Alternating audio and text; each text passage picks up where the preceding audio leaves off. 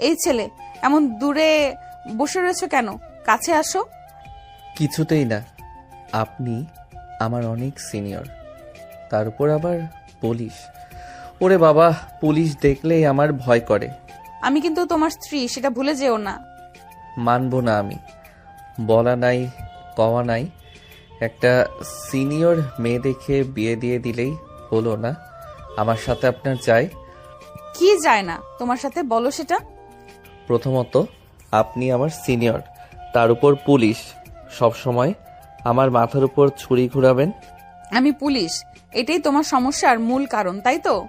জি, আমি পিচ্চি ছেলে হয়ে আপনার মতো পুলিশ বউ মানব না। আমার জানা মতে অপরাধী পুলিশ দেখে ভয় পায়। তুমিও এমন কোনো অপরাধ করেছো নাকি? অহনার চোখে যেন কিছু একটা জ্বলে উঠল। কথাটা বলার সময় মনে হলো চোখের মধ্যে আগুন জ্বলজ্বল করছে।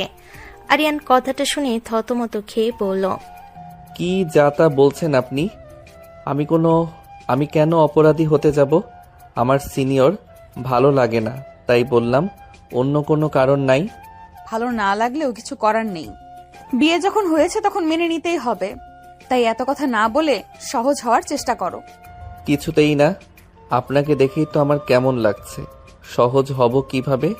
কেমন লাগছে? আদর করতে মন চাচ্ছে নাকি? নাউজুবিল্লাহ, কি সব বলেন আপু? এই ছেলে, আমি তোমার আপু হলাম কবে থেকে? সিনিয়রদের সম্মান দিতে হয়, আর আপনি আমার 3 বছরের সিনিয়র, তাই আমি আপনাকে আপু বলেই ডাকবো। বউকে আপু বলার শখ বের করছি তুমি, দাঁড়াও। অহনা আরিয়ানের কাছে গিয়ে তাকে টান দিয়ে নিজের বুকে ফেলল। তারপর আরিয়ান কিছু বুঝে ওঠার আগেই তার ঠোঁট কামড়ে ধরে কিস করতে লাগলো। আরিয়ান হতভম্ব হয়ে গেল। কি হচ্ছে তার সাথে? জীবনের প্রথম কিস, তাও আবার সিনিয়র পুলিশের সাথে। সিসি, কি লজ্জা! আরিয়ান অহনাকে সরানোর চেষ্টা করতে অহনা আরিয়ানের একটা হাত তার কোমরে রাখলো। সাথে সাথে আরিয়ানের শরীরে কারেন্ট বয়ে গেল। অহনা দীর্ঘ 10 মিনিট কিস করে আরিয়ানকে ছেড়ে দিল। ছাড়া পেয়ে আরিয়ান হাঁপাতে হাঁপাতে বলল, আপনি কি রাক্ষসী নাকি? আর একটু হলে আমার ঠোঁট দুটো খেয়ে ফেলতেন। এটা শুধু আমাকে আপু বলার শাস্তি। ফের যদি আপু বলেছো, খবর খারাপ হবে তোমার। এই জন্য সিনিয়র মেয়ে পছন্দ না আমার, তারা শুধু জোর খাটায়। তাই তো? কয়টা সিনিয়র মেয়ে চেনো তুমি? আর কয়জন তোমার সাথে জোর জবরদস্তি করেছে? নাউজুবিল্লাহ, আমি কোনো মেয়ে মানুষের আশেপাশে যাই না। গুড। ভুলেও মেয়ে মানুষের কাছে যাবেন না, না হলে একদম 14 শিকে ভরে দেব। ঘরটা অল্প আলোয় ভরা, বাতাসে যেন কড়া গন্ধ। সিনিয়র বইয়ের দাপটে আরিয়ানের বুক ধকধক করছে। মাথায় একটাই চিন্তা, এ কেমন বউ রে আল্লাহ! আল্লাহ, তুমি দেখো এ কোন রাক্ষসীর সাথে আমার বিয়ে দিলা। একটু পরপর জেলে পাঠানোর ভয় দেখায়। আমার জীবনটা তো শেষ। সিনিয়র, তার উপর পুলিশ, বউ না, জেলে যাবার শর্টকাট পথ। কি ভাবছো এতক্ষণ ধরে? মুখ শুকে বাবু হয়ে আছো কেন? কিছু না, মানে একটু ভাবতেছিলাম। কি ভাবছিলে বলো দেখি? আপনারে নিয়ে ভাবছিলাম। আপনি কেমন মেয়ে, কথায় কথায় জেলে নেওয়ার ভয় দেখান। আপনি মানুষ না ম্যাডাম, আপনি তো পুরো কড়া অফিসার। কড়া অফিসার না হলে তোমার মতো দুষ্টু পিচ্চিকে সামলাবো কিভাবে? আচ্ছা, এখন আর ভাবনা চিন্তা বাদ দাও, চলো শুয়ে পড়ি। আমি আপনার সাথে শুব না। আপনি পুলিশের মতো ঘুমান কিনা কে জানে। আবার এক্ষুনি হাত করা পড়াই দিবেন।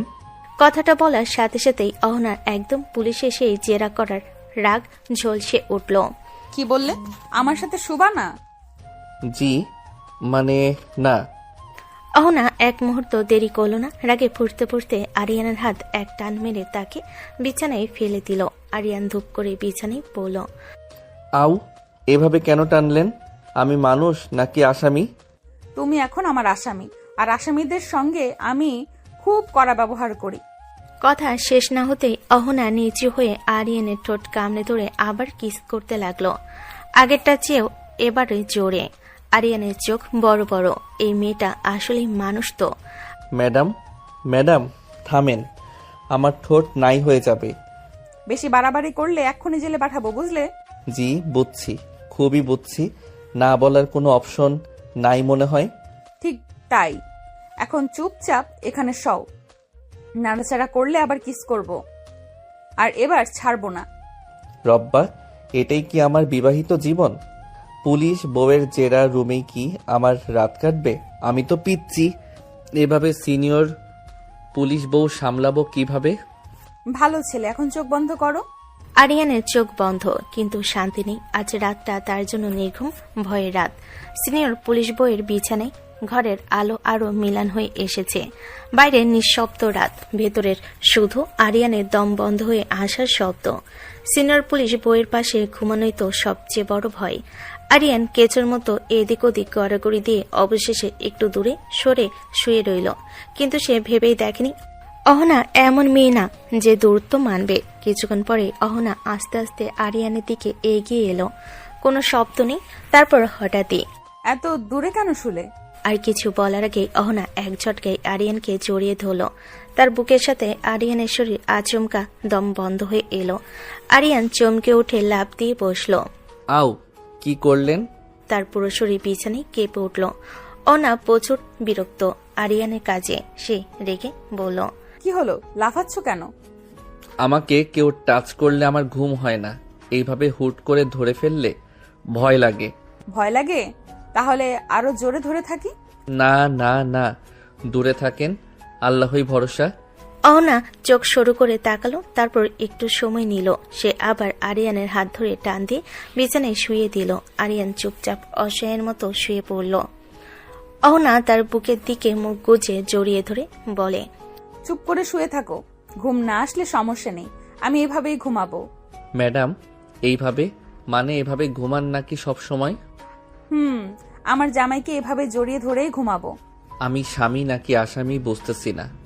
আসামি হলে ভালো হতো, তাহলে হ্যান্ডক্রাফট লাগিয়ে এক জায়গায় বেঁধে রাখতাম, পালাতে পারতে না। আরিয়ান থরথর করে কাঁপতে লাগলো, কিন্তু নড়ার সাহস নেই। অনার বাহু তাকে শক্ত করে জড়িয়ে ধরে রেখেছে।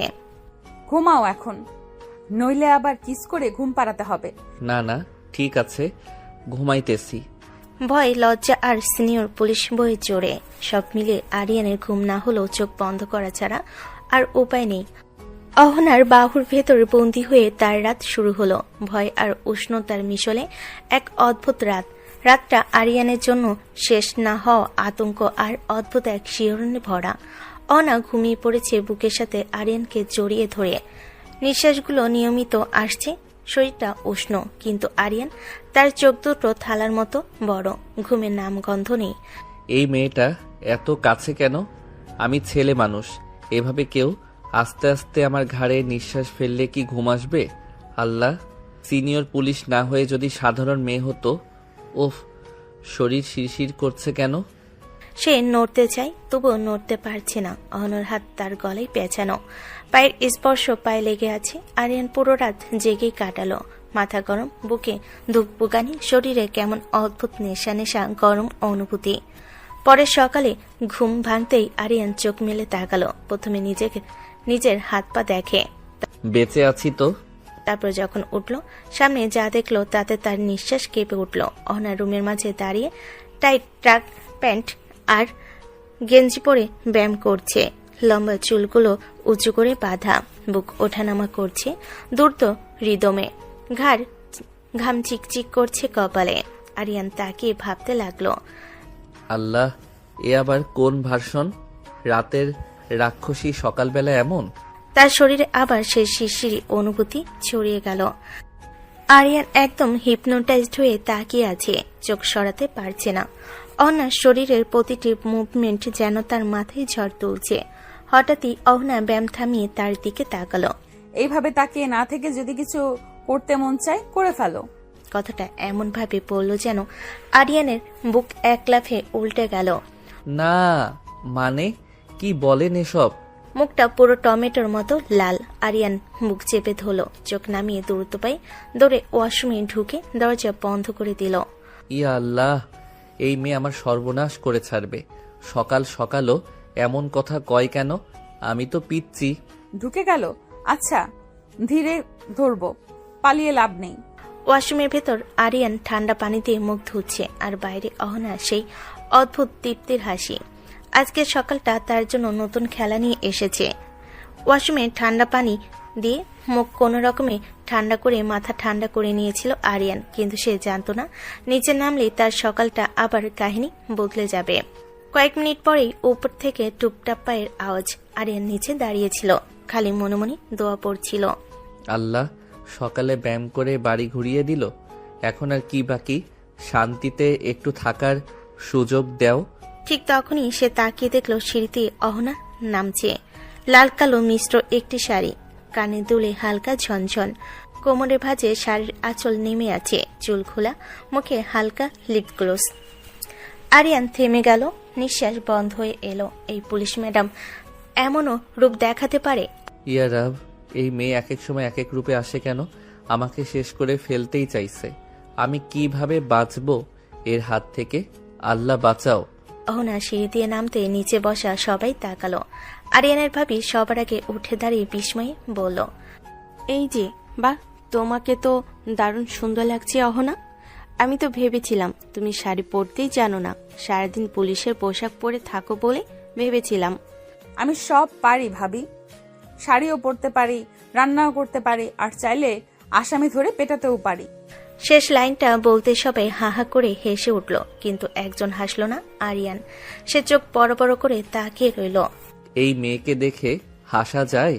একটু পরেই পিটাইয়া সোজা থানায় পাঠাতে পারে। আল্লাহ, আমার জীবনটা এক পুলিশি ঝড়ে পড়ে গেল। কি হলো আরিয়ান, দাঁড়িয়ে দাঁড়িয়ে নাটক দেখছো?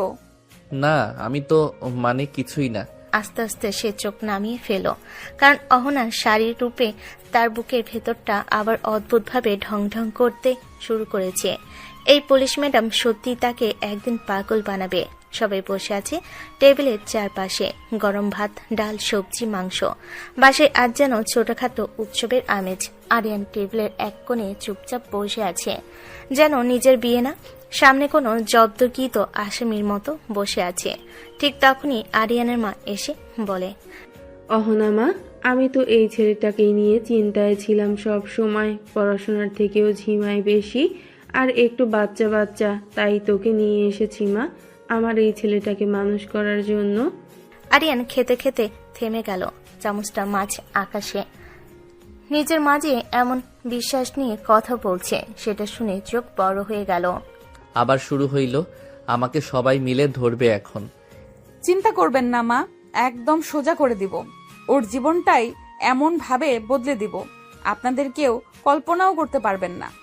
টেবিলে সবাই হো হো করে হেসে উঠল, কিন্তু আরিয়ানের মুখ নিথর।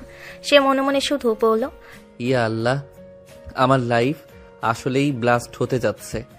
তুমি কতদিন হলো চাকরি করো অহনা? 4 বছর। শুরুটা কঠিন ছিল, কিন্তু এখন সবই অভ্যাস হয়ে গেছে ভাবি। আমার কাজ মানে শুধু আসামি ধরা না, ব্যবস্থা করা, তদন্ত করা, কেস ফাইল করা, অনেক কিছুই সামলাতে হয়। এত কিছু সামলে ঘর সংসারও দেখবে পারবে তো?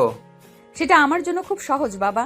চাকরির চাপ আর বাসার দায়িত্ব দুটোই সামলাতে পারি। মানুষ হলে সবই সম্ভব। কথা বলতে বলতে অহনা মাঝে মাঝে তাকিয়ে দেখছিল আরিয়ান বসে আছে, গরম গরম ভাত মুখে নিচ্ছে, কিন্তু প্রতিবারই মনে হচ্ছে আরেক চামচ দেওয়ার আগে হার্টবিট বেড়ে যাচ্ছে। এই কথা বলার স্টাইলটাই ভয়ঙ্কর। জীবন বদলে দিব বলে গেছে মানে কি? আমাকে তো পুরো পাল্টাইয়া ফেলবে না তো? ওরে নাড়াচাড়া না করলে কিছুই শিখবে না। তাই অহনা, তুমি আমাদের বাসায় শান্তি আনবে। শান্তি তো আনবই ভাবি, তার সাথে একটু শাসনও থাকবে। শাসন শব্দটা শুনে আরিয়ানের হাত কেঁপে গেল, চামচটা থালায় টিং করে বাজলো। সে চুপচাপ নিচু গলায় ফিস ফিস করে বলল, শাসন না কইরেন, আমি তো আগেই সোজা। এখনো বাঁকা আছো নাকি অনেক? কোথায় সোজা, এখনো বাঁকা আছো অনেক? আবার সবাই হাসলো। আরিয়ানের মুখ আরো লাল হয়ে গেল, লজ্জায়, ভয় আর কেমন অদ্ভুত এক উত্তাপে খেতে খেতে গল্প চালাতে লাগলো। অহনার কৃতিত্ব, আত্মবিশ্বাস, সৌন্দর্য সব মিলিয়ে পুরো বাড়ি যেন তাকে নিজের করে নিচ্ছে, শুধু একজন বাদে আরিয়ান। তার মনে শুধু একটাই কথা, এই সিনিয়র পুলিশ বউ আমাকে নিয়ে কি প্ল্যান করছে আল্লাহ। সকালের আলো রুমে ভালোভাবে ঢুকছে। আরিয়ান ধীরে ধীরে রুমের দরজা ঠেলে ভেতরে ঢুকলো। ঢুকতে তার চোখ কেমন যেন আটকে গেল। অনা সামনে, আয়নার সামনে দাঁড়িয়ে পূর্ণ পুলিশের ড্রেস পরে রেডি, কালো বেল্ট, শার্টের ফিটিং, গলায় আইডি কার্ড, পরে একটা শাসন ভাড়া আভা। আরিয়ান থমকে দাঁড়িয়ে রইল। ইস, এই ভার্সনের অহনা দেখলেই আমার গা কাঁপে। কি ব্যাপার, দাঁড়িয়ে আছো কেন? তুমি ভার্সিটিতে যাবে না? যাব তো, কেন যাব না? তাহলে রেডি হও, আমি নামিয়ে দিব তোমাকে। কিছুতেই না, আমি আপনার সাথে যাব না। আপনার বন্ধু বান্ধব দেখলে হাসাহাসি করবে।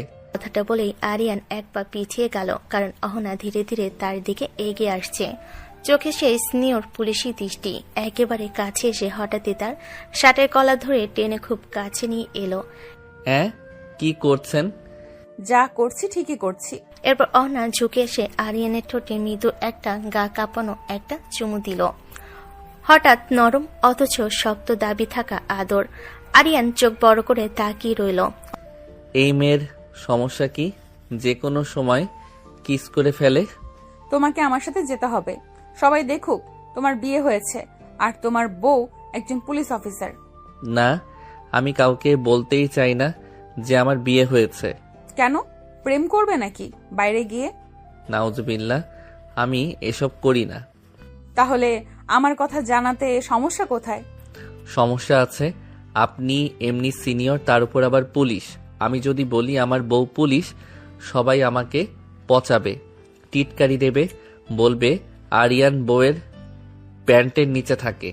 ওটা নিয়ে তুমি ভাবছো কেন? আমি আছি, যেই পচাবে ওটাকে আগে পেটাবো। আরে, এ আবার কি? এইভাবে কেউ সমস্যার সমাধান করে নাকি? অহনা তার থুতনি ধরে উপরে তুলল, চোখে চোখ রেখে বলল, আমার সাথে থাকতে হলে আমার পরিচয়, আমার ক্ষমতা আর আমার শাসন সবই মেনে চলতে হবে। তুমি আমার স্বামী, এটা সবাই জানবেই। আমার জীবনটা শেষ। শেষ না, শুরু। চলো রেডি হও, তোমাকে নামিয়ে দিব।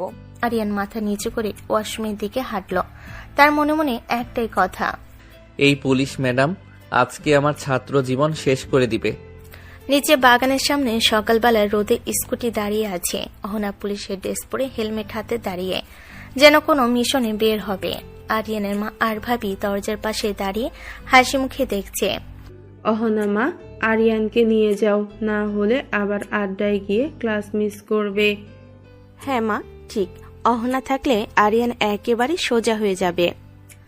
ঠিক তখনই আরিয়ান ধীরে ধীরে নিচে নেমে এলো, মুখে অস্থিরতা, চোখে ভয় আর শরীরে কাঁপুনি। অহনা স্কুটির দিকে ইশারা করল।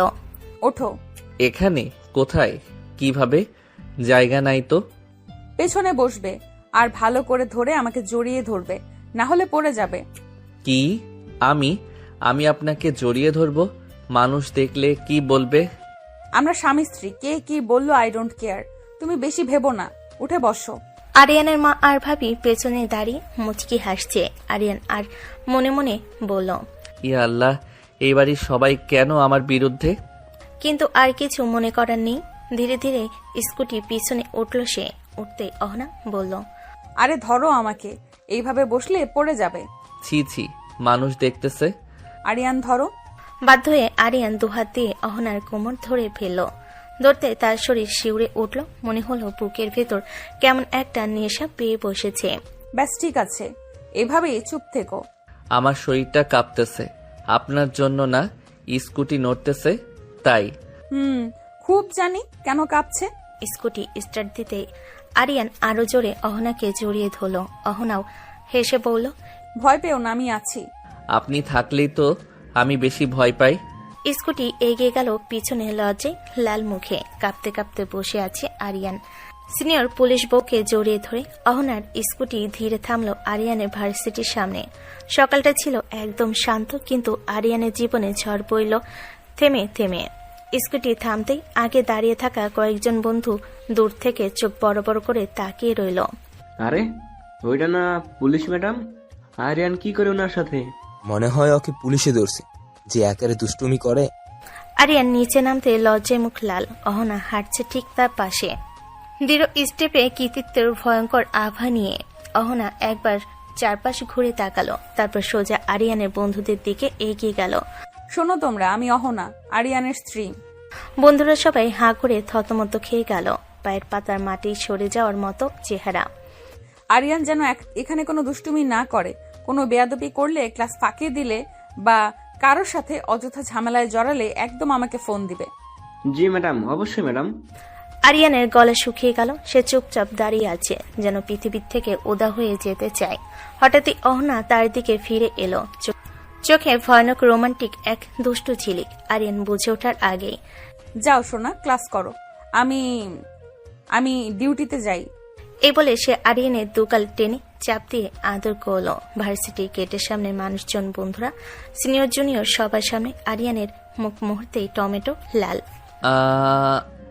না, মানুষ দেখতেছে, প্লিজ। দেখুক আমার স্বামীকে আদর করি, এতে লজ্জার কি আছে? ডিউটিতে যাই সোনা, ভালো করে ক্লাস করো। আর দুষ্টুমি করলে তোমার বন্ধুদের কাছ থেকে খবর পেয়ে তোমাকেই ডিউটির পর নিয়ে শাসন করব। বলে স্কুটি চালিয়ে চলে গেল। ধুলো উড়ে গেল। গেটের সামনে সবাই নিস্তব্ধ। বন্ধুরা ধীরে ধীরে আরিয়ানের দিকে ফিরল। দোস্ত, তুই নিশ্চিত বিয়ে করছিস? মনে হচ্ছে গালে টান দিছে পুরো ভিড়ের সামনে। আপুটা তো একদম ভয়ঙ্কর সুন্দর। চুপ করো সবাই, প্লিজ। একটা কথা বললে রাগ করবো। আজকে ক্লাসের চেয়েও বেশি টেনশন দিছে আমার এই পুলিশ বউ। ভার্সিটির গেটের সামনে দাঁড়িয়ে আরিয়ান তখনও লজ্জায় পুড়ে মরার মতো চেহারা নিয়ে দাঁড়িয়ে। বন্ধুরা এক একজন এগিয়ে এসে কুনি দিয়ে গুতা দিচ্ছে। কিরে ভাই, মুখটা এমন শুকায় গেছে কেন? কিছু বলছিস না কেন? কি আর বলবো রে ভাই, দুঃখের কথা। বাড়ি থেকে জোর কইরা বিয়ে দিছে, তাও আবার এমন দজ্জাল পুলিশের সাথে। আচ্ছা আচ্ছা, দরজাল পুলিশটা তো এখন তোর বউ, জোর করে আদর করছে নাকি? হ্যাঁ রে ভাই, শুধু কি আদর আদর, শাসন, হুমকি সবই করতেছে। এক রাতেই জীবনটা তেনা তেনা। আমারে তো নাকে দড়ি দিয়া ঘুরাইতেছে পুরা। ভাই, এবার তুই সোজা হয়ে যাবি, আর দুষ্টামি নাই। একদম ভালো বাচ্চা। দুষ্টুমি না করলে তো ভাই আমি শুকাইয়া মরি যাবো। আমার দুষ্টুমি ছাড়া জীবন চলে? ভাই, তোর বউ এমন দুষ্টামি করলে তোকে একদম জেলে ভরে দিবে। এইটা তো প্রবলেম রে ভাই। আমার বউ পুলিশ, কেউ না দেখলেও ও নিজে আমারে ধরে নিয়ে যাবে। এমন ভয়ঙ্কর রোমান্টিক পুলিশ বউর সাথে কেমনে টিকবো আমি? আরিয়ান ক্লাসরুমে দরজা ঠেলে ঢুকতেই তার বন্ধুরা তাকে এক নজর দেখে নিয়ে ফিসফিস করে কাঁধে কাঁধ মিলিয়ে হেসে উঠল।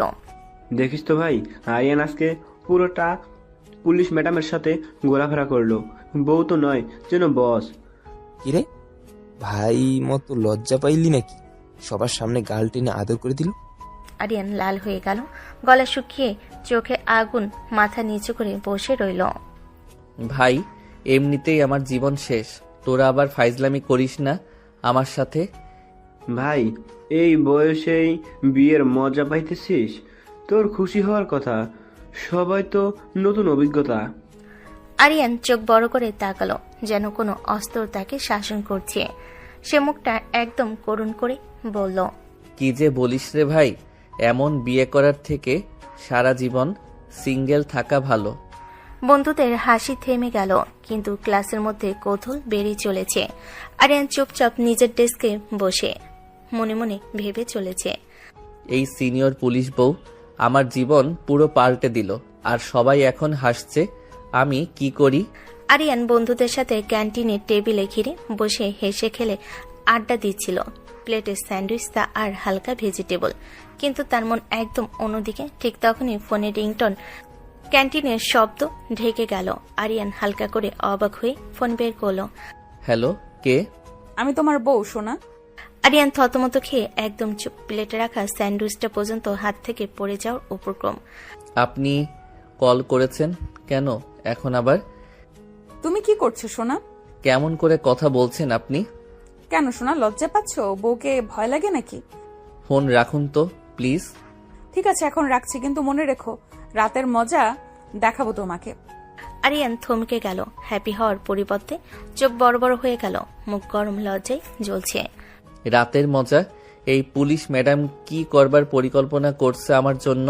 ক্যান্টিনের মধ্যে বন্ধুদের দিকে তাকালো। তারা সবাই হাসি ধরে রাখতে পারছে না, আর আরিয়ান একদম লাল হয়ে মনে মনে বলল, আল্লাহ, এই সিনিয়র পুলিশ বউ আমার জীবন পুরো কাঁপিয়ে দিচ্ছে।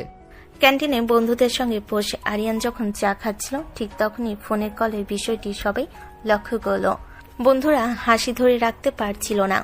ভাই, তোর বউ তো তোকে হেভি ভালোবাসে। এখনই যেতে যেতেই আবার ফোন দিয়ে খবর নিচ্ছে। এমন বউ পা, ওরে বাবা, ভাগ্যের ব্যাপার। আরে ভালোবাসা না রে ভাই, এসব হলো জ্বালানোর ধান্দা। আমাকে জ্বালাতে ওনার বেশি ভালো লাগে। যাই বলিস ভাই, এমন একটা বউ পেলে তো জীবন শাইন। ভাই, এমন বউয়ের দরকার আমার নাই।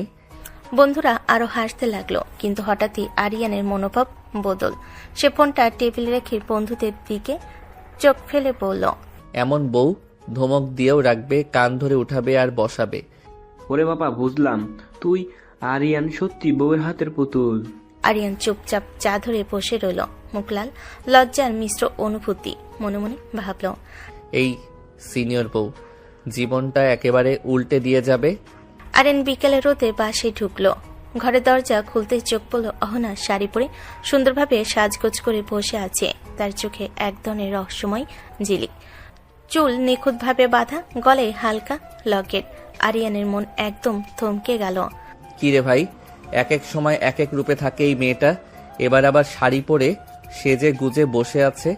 এসব আমাকে ঘায়েল করার ধান্দা। তবুও চোখের সামনে থাকা অহনার সেই সৌন্দর্য দৃষ্টি আরিয়ানের ধমকে থামালো। আমিও তো এত সহজে গলে যাব না, কিন্তু এত সুন্দর, চোখ ধাঁধিয়ে যাচ্ছে। থামবার মতো দাঁড়িয়ে থেকো না সোনা, চলো ফ্রেশ হয়ে নাও। আরিয়ান মনে মনে কেঁপে উঠল, তারপর তাড়াতাড়ি রুমের দিকে ছুটল। দরজা ধাক্কা দিয়ে বন্ধ করে ওয়াশরুমে ঢুকলো। হাত ধুতে ধুতে আরিয়ান নিজেকে শান্ত করার চেষ্টা করলো, কিন্তু চোখে চোখ রেখে থাকা অহনার দৃষ্টি বারবার মনে পড়ে যায়। মনে মনে বলল, এই বউ শুধু সুন্দর নয়, একেবারে বিপজ্জনক। আরিয়ান ওয়াশরুম থেকে বের হয়ে ঘরে ঢুকতেই চোখে পড়ল অহনা। শাড়ি এখনো ঝরঝরে, চুল ঠিকঠাক বাঁধা, চোখে দুষ্টু ঝিলিক।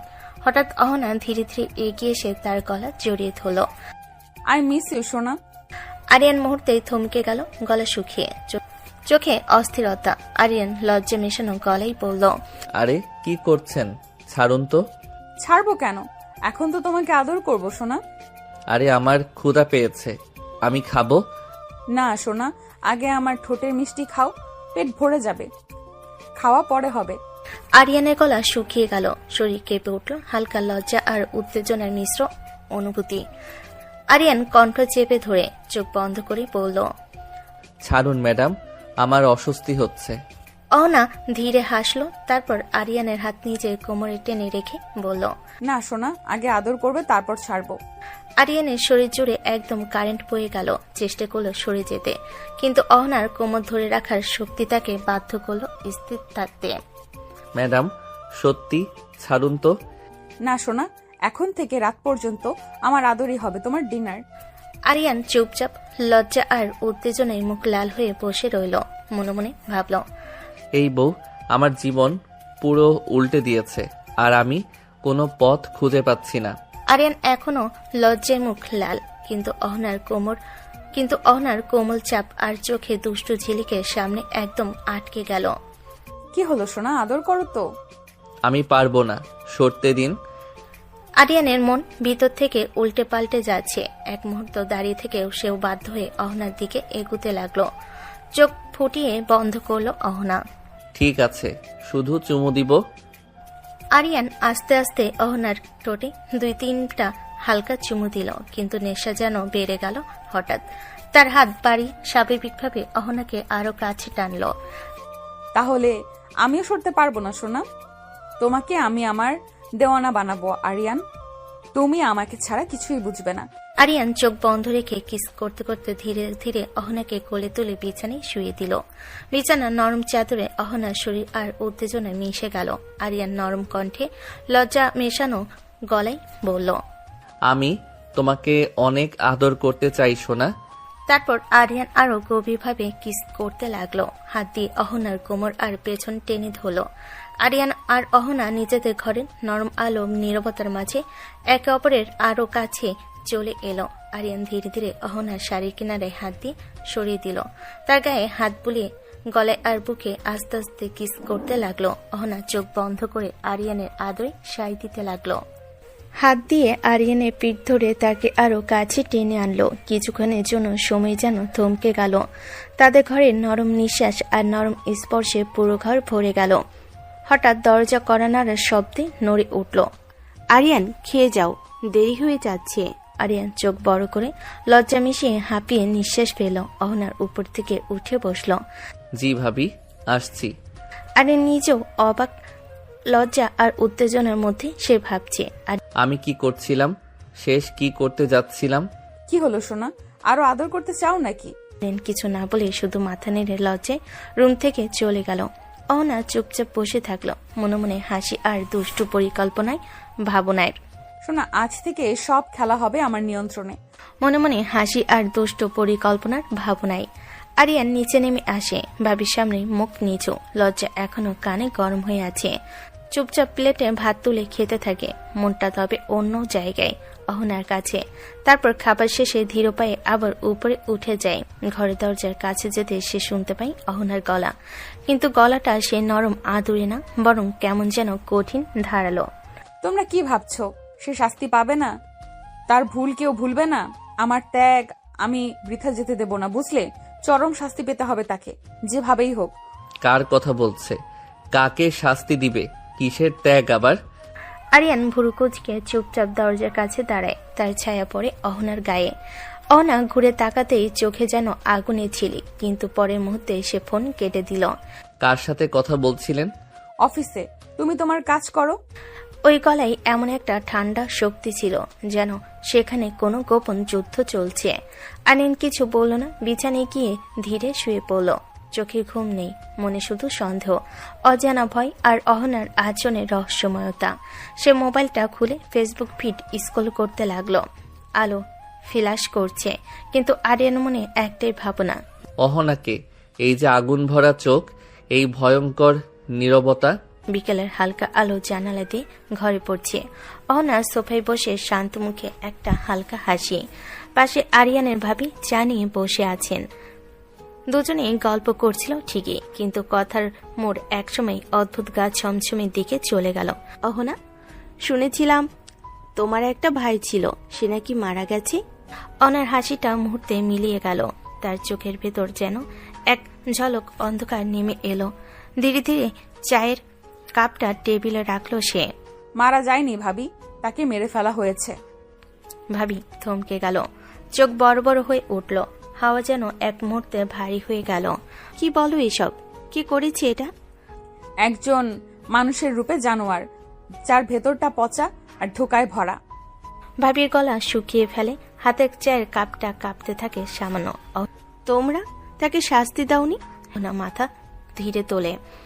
তার চোখে আগুনের মতো তখন, যেন সেখানে বছরের জমাট ব্যথা, ক্ষোভ আর প্রতিশোধ গর্জে উঠছে। পাবে ভাবি, খুব তাড়াতাড়ি শাস্তি পাবে।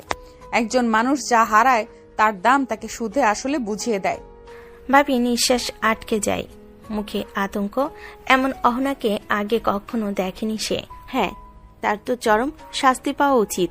এমন অপরাধ করে কেউ যেন ছাড় না পায়।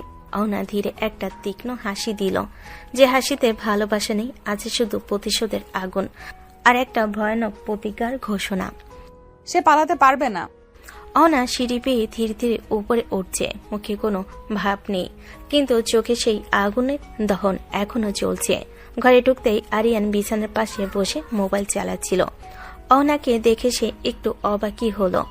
কি ব্যাপার, হাসি খুশি মনে নিচে নামলেন? এখন আবার মুখটা অমাবস্যার রাতের মতো অন্ধকার হলো কেন? অহনা জবাব দিল না, হাতের চুড়ি খুলে টেবিলে রাখলো। শাড়ির আঁচল ঠিক করলো, সবটাই নিঃশব্দে। আরিয়ান হালকা ভুরু তুলে তাকালো।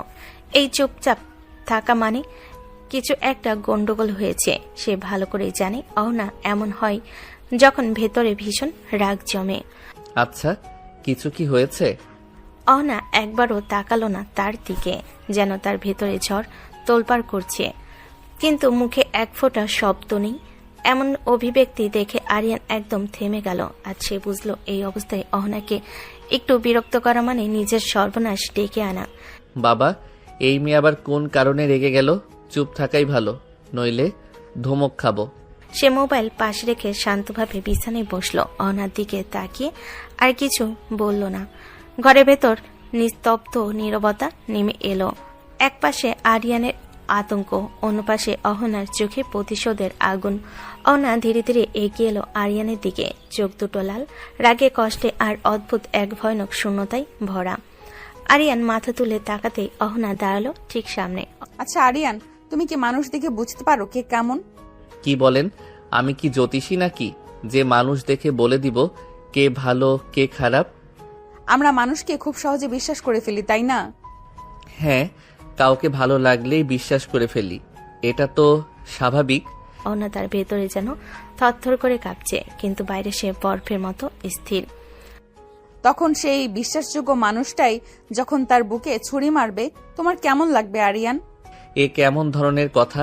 কাউকে ভালোবেসে বিশ্বাস করলে সে কেন বুকে ছুরি মারবে?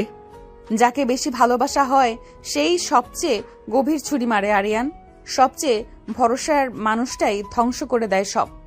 তার চোখে তখন খাঁটি আগুন, ঘৃণা, প্রতিশোধ আর এক অজানা যন্ত্রণার মিশ্রণ। আরিয়ানের বুকের ভেতরটা কেমন ঠান্ডা হয়ে গেল। এই মেয়েটা যে কিসব ভেতরে জমিয়ে রেখেছে সে বুঝতে পারছে না। আপনি হঠাৎ এসব কথা বলছেন কেন? কিছু হয়েছে নাকি? ওনার সঙ্গে সঙ্গে মুখ ঘুরিয়ে নিল। মনে হলো যেন নিজের কথাই যেন নিজেই বিরুদ্ধে ধরে ফেলেছে। অহনা স্বাভাবিক গলার ভান করে বলল, না তেমন কিছু না, এমনি একটু জিজ্ঞেস করছিলাম আর কি। কথা শেষে অহনা জানালার দিকে হাঁটল। আরিয়ান তাকিয়ে রইল তার দিকে। মনে হচ্ছে অহনার ভেতরে একটা ভারী ঝড় জমেছে, যা একদিন বিস্ফোরণ হয়ে সবকিছু বদলে দেবে। রাতটা নেমে এসেছে, ঘরে হালকা বাতাস, বাগানে দোলনা দুলছে। আরিয়ানের মা রান্নাঘর থেকে ডাকলেন, অহনা মা, খেতে আসো, অনেক রাত হলো। ভালো লাগছে না মা, আমি খাবো না। সে কি করে হয় মা, রাতে না খেলে শরীর খারাপ করবে। এসো, 2-4টা লোকমা না খেলে চলবে? অহনা কিছু বলার আগে মা হাত ধরে টেনে নিলেন ডাইনিং টেবিলে। বাধ্য হয়ে অনন্যা চুপচাপ বসে পড়ল। মা প্লেটে ভাত ডাল দিয়ে বলেন, মুখটা খোলো মা, আমি খাইয়ে দিচ্ছি। অনা লজ্জা পেয়ে আস্তে করে মুখ খুলো। মাতাকে খাইয়ে দিলেন। এই দৃশ্য দেখে আরিয়ানের মুখ উল্টে যাবার মতো অবস্থা। চুপ কর, মেয়েটা সারাদিন ডিউটি করেছে, খেতে চাইছিল না, না হলে শরীর খারাপ করবে, তাই কটা লোকমা খাইয়ে দিলাম। হ্যাঁ মা, খাইয়ে দিন। সারাটা দিন ডিউটি করতে করতে ঠিকঠাক খাওয়ার সময়ই পায় না অহনা।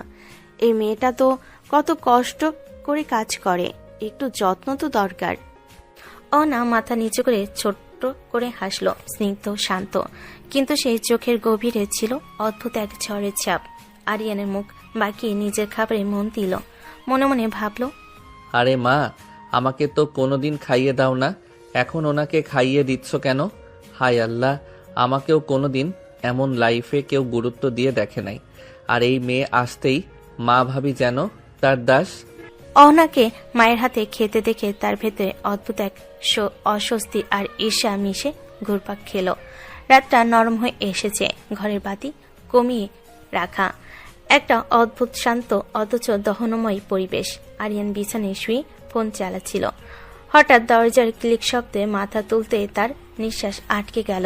অহনার নরম সিল্কি নাইট ড্রেস পরে দাঁড়িয়ে, তার খোলা চুল, চোখে পাশের কোমল ছায়া। আরিয়ানের হাত থেকে প্রায় ফোন পড়ে যাচ্ছিল। আরে আপনি এ কি সব পড়েছেন? কেন সোনা, হট লাগছে না? আরিয়ান প্রায় চোখ বন্ধ করে দুহাত দিয়ে মুখ ঢাকলো। তার শরীর কাঁপছে। এ কি দেখছে সে ইনোসেন্ট হয়ে বলল, তাওবা তাওবা, এসব কি কথাবার্তা? আপনি এমনি সিনিয়র, তার উপর এভাবে? অহনা ধীরে ধীরে বিছানার দিকে এগিয়ে এলো। তার প্রতিটা পা ফেলার শব্দেই আরিয়ানের বুক ধুক ধুক করছিল। আরিয়ানের মুখ ঘুরিয়ে নিল। না না, আমি কিছুতেই আপনাকে এভাবে দেখব না। এগিয়ে এসে বিছানার ধারে বসলো। তার হাতটা তুলে দিল আরিয়ানের গালে, ছোঁয়াতে অদ্ভুত কাঁপুনি জন্ম নিল। সোনা, একবার তাকিয়ে দেখো, একবারে চোখ ফেরাতে পারবে না। আরিয়ানের দম বন্ধ হয়ে এলো। সে ধীরে ধীরে মুখ ঘুরিয়ে তাকালো, আর তাকাতেই তার চোখ বড় হয়ে গেল, ঠোঁট শুকিয়ে গেল। মনে হলো বুকটা খালি হয়ে ঢং করে নেমে গেল নিচে। অহনা আলোতে আরো সুন্দর, আরো আকর্ষণীয় লাগছে। তার গালের উপর চুল পড়ে আছে, চোখে অদ্ভুত এক গভীরতা। আরিয়ানের শরীর পুরোটা শিহরণে কেঁপে উঠল। আল্লাহ, এভাবে কেউ এত সুন্দর হতে পারে নাকি? বলো তো সোনা, হট লাগছে না? আরিয়ান আর কথা বলতে পারল না, শুধু চুপচাপ দম বন্ধ করে তাকিয়ে রইল মুগ্ধ পাগল কাপা শরীর নিয়ে। ঘরটা আধা আধি অন্ধকার, হালকা লাল সোনালি ল্যাম্পের আলোতে অহনার নাইট ড্রেস যেন আরো উজ্জ্বল হয়ে উঠেছে। আরিয়ান মুখ ঘুরিয়ে আছে, গলা শুকিয়ে কাঠ।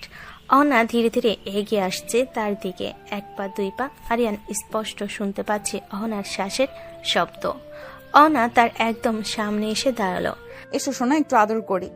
এক হাত তুলে আরিয়ানের মুখটা ধরতেই আরিয়ান বিদ্যুৎ চমকের মতো এক দৌড় দিল, সোজা গিয়ে দাঁড়ালো বেলকুনিতে।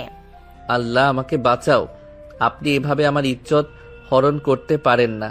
অহনা হাসি থামিয়ে রাখতে পারল না, ধীরে ধীরে বেলকুনির দিকে হেঁটে এসে হাত গুটিয়ে তাকালো। এত ঢং করো না তো, এসো বলছি। কিছুতেই না। শুনেছেন না আমার কথা? আপনি তো ভয়ানক। কাছে আসবেন মানে আমার মৃত্যু। আচ্ছা, না আসলে তাহলে সব খুলে ফেললাম, কিন্তু তখন থাকতে পারবে তো? আরে কি সব বলেন? লজ্জা করে না আপনার? মানুষ জানলে মুখ দেখাতে পারবো না। স্বামীর সামনে লজ্জা পেলে কি হবে? দেখো তো, তুমি তো এমনিতেই একদিন সব কিছু দেখেই ফেলবে। আপনি এবার একটু চুপ করেন তো। লজ্জায় আমার কান দিয়ে ধোঁয়া বের হচ্ছে। এভাবে কি কেউ স্বামীকে জ্বালায়? না বলবে কেন সোনা? লজ্জা তো আমার পাওয়ার কথা, তুমি পাচ্ছ কেন? কারণ আপনি একটা দজ্জালাপা ধরনের রোমান্টিক পুলিশ। আর তুমি আমার লাজুক স্বামী, যাকে আজ না হলে কাল নাকে দড়ি দিয়ে ঘোরাবো। আল্লাহ, এই মেয়েটার হাত থেকে পালাতেই হবে। দৌড়াও সোনা, একদিন না একদিন তোমাকে ফিরে এসে আমার বাহুতেই ধরা দিতে হবে। অহনার চোখে সেই ঠান্ডা গভীর দৃষ্টি। আরিয়ান দরজার সামনে দাঁড়িয়ে দুহাত তুলে আত্মসমর্পণের ভঙ্গি করতেই ওর কণ্ঠ কাপা কাপা হয়ে গেল। আরিয়ান মাথা নিচু করে বলে, প্লিজ কাছে আইসেন না। আমি এখনো বাচ্চা, ভয় লাগে। না ও তাই নাকি? তাহলে কি ফিডার খাইয়ে দিব? চাইলে নিয়ে আসি সোনার জন্য। না না, কিছুই খাবো না। প্লিজ আর কাছে আইসেন না, লজ্জা করে। অহনা ধীরে ধীরে সামনে এগোলো। তার গায়ে হালকা সুগন্ধে আরিয়ান পেছনে সরে দেওয়ালে আটকে গেল, অহনার চোখে সুর করে। ঠিক আছে, কাছে এসো, একটা কিস করব, এসো। কিস? এখন না, মানে আমি যদি এখনই না আসো তাহলে কিন্তু সব কিছুই করব, আটকাতে পারবে না আরিয়ান খান। আরিয়ান ঢোক গিল, কান লাল হয়ে গেল। 2 সেকেন্ড পরে খুব আস্তে করে এগিয়ে এলো আরিয়ান, তোতলাতে তোতলাতে। ঠিক আছে, কিন্তু একটুখানি, খুব সামান্য। অহনার চোখে তৃপ্তির ঝলক। সে আরিয়ানের চিবুকে হাত তুলে দিল, তাকে নিজের দিকে টেনে নিল। অহনা নরম অথচ শক্ত কণ্ঠে বলে, ভয় পেও না, আমি যতটা কঠিন তোমার জন্য ততটাই নরম হতে জানি। আরিয়ান চোখ বন্ধ করতেই অহনা তার ঠোঁটে হালকা কিস করল। দৃঢ় স্নায়ু কাঁপানো। আরিয়ানকে আরো লজ্জায় ডুবিয়ে দেওয়া আরিয়ানের গলা চুলকাতে চুলকাতে বলল, আপা, আপনি একদম ভালো না, একটুও না। তবুও তো আমার কাছেই আসলে আর আসতেই থাকবে। সকালটা ছিল ঠান্ডা নীরব, পিড়াই ভেতরের কুয়াশার মতো ধূসর। অহনা থানার ভিতর ঢুকতেই সবার চোখ নিজে থেকেই তার দিকে ঘুরে গেল। তার মুখে আগের মতোই সেই কঠোরতা, চোখে আগুন, দৃঢ়তা, যেন তার শরীরের প্রতিটি ভাঁজে প্রতিশোধের শপথ জ্বলতে থাকে। চোখ বড় অফিসারের কেবিনের সামনে দাঁড়াতে ভেতর থেকে ডাক এলো, ভিতরে আসো অহনা। অহনা মাথা নিচু করে ভেতরে ঢুকলো। বড় অফিসার তার দিকে গভীর দৃষ্টিতে তাকলেন। অহনা, তোমার কেস ইনভেস্টিগেশন কত দূর? অহনা চোখ তুলে তাকালো। সেই চোখে ক্লান্তি নেই, আছে শুধু একটাই জেদ, শেষ পর্যন্ত যাওয়ার জেদ। এই তো স্যার, কাজ চলছে, খুবই দ্রুত ফল পাবে। এই কেসটা সমাধানের জন্য তো তুমি কয়েকটা বছর অপেক্ষা করছো, এতদিন কিভাবে সামলালে? হ্যাঁ স্যার, কয়টা বছর, এটা আমার বড় প্রতীক্ষার ফল। আপনজন যার হারায় সেই বোঝে আপনজন হারানোর বেদনা কি। আমি তাদের শাস্তি দিয়েই ছাড়বো স্যার। যে ভুলের কারণে আমার জীবন এলোমেলো হয়েছে তার হিসাব আমি আদায় করবই। বড় অফিসার তার দিকে গভীর দৃষ্টিতে তাকলেন। সেই চোখে সন্দেহ নেই, আস্থা। আমি জানি তুমি পারবে অহনা, এত দূর যখন চলে এসেছো তুমি আর পিছু হটবে না।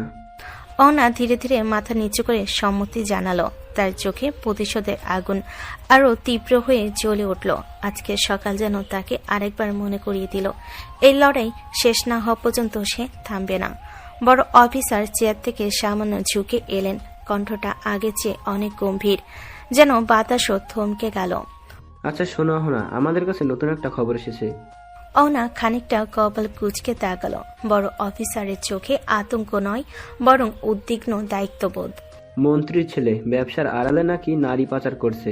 আমাদের ধারণা গ্রামের মেয়েদের চাকরির লোভ দেখিয়ে নিয়ে এসে বিদেশে পাচার করে দেওয়া হচ্ছে। অহনার চোখ মুহূর্তে কঠিন হয়ে গেল, ঠোঁটের কোণ শক্ত হয়ে উঠল রাগে।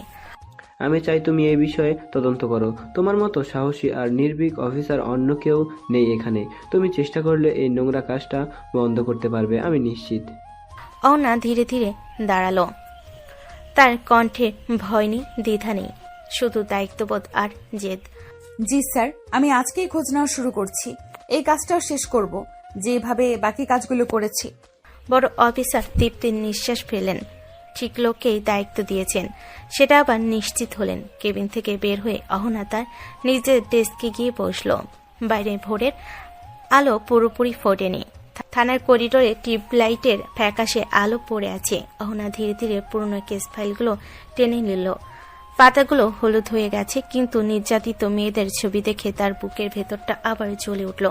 সে একটা ফাইল খুলে চোখ বোলাতে বোলাতে ফিস ফিস করে বলল, এদের কাউকে ছাড়বো না, একটা মেয়েও আর হারাবে না। তার আঙ্গুলে ধরা কলমটা শক্ত হয়ে উঠল। অহনার ভেতর দৃঢ়তা আরো এক ধাপ বেড়ে গেল। সে আরো এক যুদ্ধ শুরু হলো। আজ ভোরের নরম আলোটা পদ্মার ফাঁক গলে ঘরে ঢুকছে।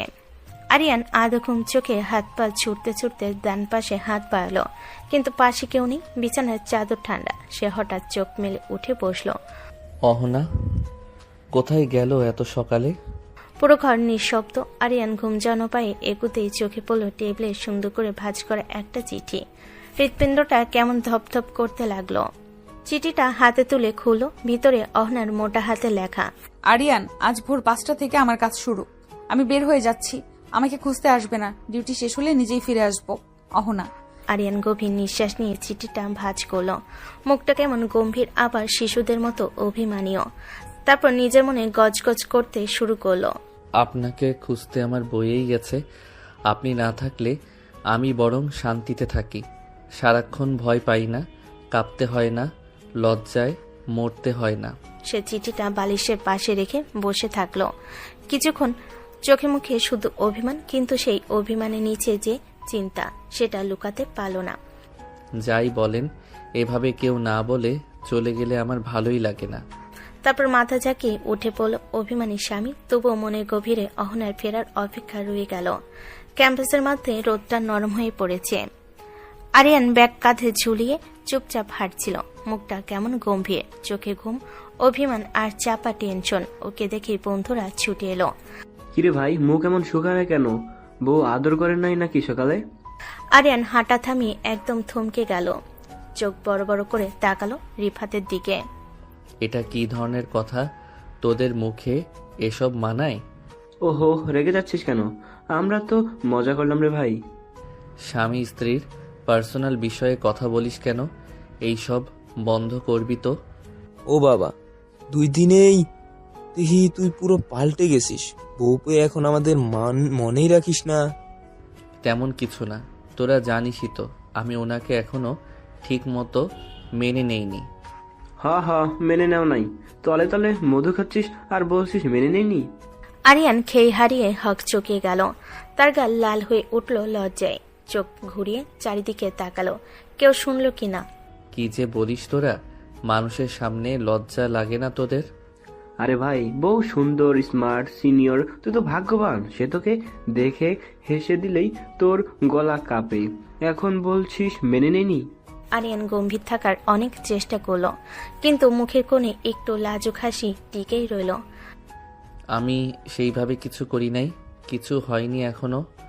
হইবেও, এই হাল দেখে বুঝতেছি রাত জাগা পাখি হয়েছিস। চুপ কর, আর একটা কথা বলবি আমি সত্যিই রাগ করব। আচ্ছা ঠিক আছে, কিন্তু ভাই, বউটা তোকে নিয়ে একটু বেশি সিরিয়াস। এরকম যদি থাকে তোকে আর খুঁজে পাওয়া যাবে না। আরিয়ান চুপ হয়ে গেল। নরম হাওয়ায় ওর চুল উড়ছে, হালকা হাসি, গলে চাপা লজ্জা। সিরিয়াস তো, কিন্তু কেন যেন ওনাকে ছাড়া এখন ভালো লাগে না। আরিয়ানের বন্ধুরা আবার মজা করতে থাকলো, আর সে মুচকি হেসে মাথা নিচু করে ক্লাসের দিকে হাঁটতে লাগলো। অভিমানী লাজুক, তবুও ও মনে মনে অহনার দিকেই টান অনুভব করে। ইস, এই ছেলেটা যেন কোথায় দেখছি, মনে হচ্ছে খুব কাছের কেউ। ঠিক সেই মুহূর্তে দরজা ঠেলে অহনা ঢুকলো। হাফ ছেড়ে ছবিটা আরিয়ানের হাত থেকে একটানে কেড়ে নিল। আরিয়ান হক চুকিয়ে গেল। আরে নিলেন কেন? ছবিটা আমার খুব চেনা মনে হচ্ছে, ভালো করে দেখি। দরকার নেই, ও আমার পরিচিত, তোমার চেনার কথা না। আরে বাবা, আমি তো শুধু বললাম ভালো করে দেখে নেই, চিনতে পারি কিনা। বলেছি না দেখার দরকার নেই, এত কথা বলো কেন? আপনি এভাবে হুট করে রেগে যাচ্ছেন কেন? আমি কি রাগার মতো কিছু বলেছি নাকি? কারো পার্সোনাল জিনিসে হাত দিতে নেই, এটা শেখানো হয়নি তোমাকে? আমি আপনার কোনো পার্সোনাল জিনিসে হাত দিইনি। আমি তো জামা বের করছিলাম, ছবি নিজেই পড়ে গেছে। ছবি পড়ে গেছে তাই বলে দেখতে হবে? যা পড়ে সেটা হাতেও তুলতে নেই। আর কোনো কথা না বাড়ি ছবিটা আলমারির ভেতর থেকে নিয়ে গিয়ে সোজা ড্রেসিং টেবিলে লুকিয়ে রাখলো।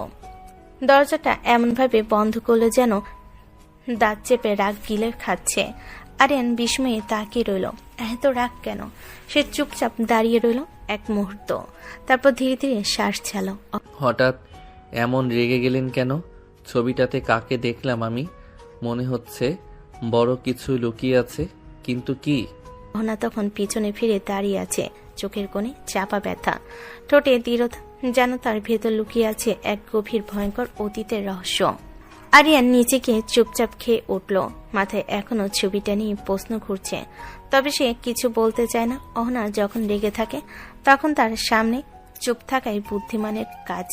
খাওয়া শেষে ধীরে ধীরে সিঁড়ি বেয়ে উপরে উঠছিল সে। ঠিক তখনই অহনা দেখল রুমের দরজায় দাঁড়িয়ে আছে, চোখ দুটো কিছুটা শান্ত, তবে মুখে অপরাধবোধ স্পষ্ট। আরিয়ান মাথা নিচু করে পাশ কাটিয়ে রুমে ঢুকতে যাবে, ঠিক তখনই অহনা তার হাতটা ধরে ফেলল। আরিয়ান সরি, তোমার সাথে তখন ওইভাবে কথা বলা উচিত হয়নি, আমি একটু বেশি রেগে গিয়েছিলাম। আরিয়ান থেমে তাকালো। অহনার চোখে অনুতাপ, যেন সে সত্যি ভুলটা বুঝেছে। আরিয়ান হালকা হেসে বলল, সরি বলার দরকার কি?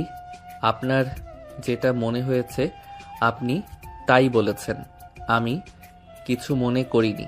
তবুও কখনো কখনো নিজের রাগকে কন্ট্রোল করতে পারি না, সেজন্যই খারাপ লাগছে। আসলেই তো, কারো পার্সোনাল কিছুতে হাত দেওয়া ঠিক না। আপনি রাগ করেননি, ঠিকঠাকই বলেছেন। না কয়েক সেকেন্ড চুপ করে রইল। তার চোখে তখন অদ্ভুত মিশ্র অনুভূতি, অনুশোচনা, লুকানো ভয় আর অজানা এক রহস্যের ছায়া। অহনা আস্তে করে বলল, ধন্যবাদ আরিয়ান, এভাবে বুঝে নেওয়ার জন্য। আরিয়ান তার দিকে তাকে শুধু একবার মৃদু হাসলো, সোজা রুমে ঢুকে গেল। অহনা দরজায় দাঁড়িয়ে বুঝল এই ছেলেটা যতটা সরলভাবে নিজেকে দেখায় তার ভেতরে অতটাই সোনার মতো নরম নয়, আর ভেতরে কোথাও একটা ভয় থাকে তাকে করে করে খাচ্ছিল। কোনোদিন এই মনটা তার সত্যি কথা জেনে যায়। আচ্ছা, এই বোকা শান্ত ছেলেটা কি সত্যিই কোনো অপরাধ করতে পারে? এতগুলো দিন একসাথে আছি, কই আমার তো মনে হচ্ছে না সে এত বড় অপরাধ করতে পারে, তাও কোনো প্রমাণের তীর তার দিকে। অহনা তাকে দেখলো আরিয়ান বিছানায় বসে গেমস খেলছে, মনে হচ্ছে যেন কোনো বাচ্চা ছেলে। অহনা মনে মনে ভাবে, আমি কি সত্যিই কোনো ভুল করছি, নাকি এই শান্ত মুখের আড়ালে ভয়ঙ্কর কিছু লুকিয়ে আছে? বিকেলের রথটা জানালার পর্দা ছুঁয়ে রুমে ঢুকছে।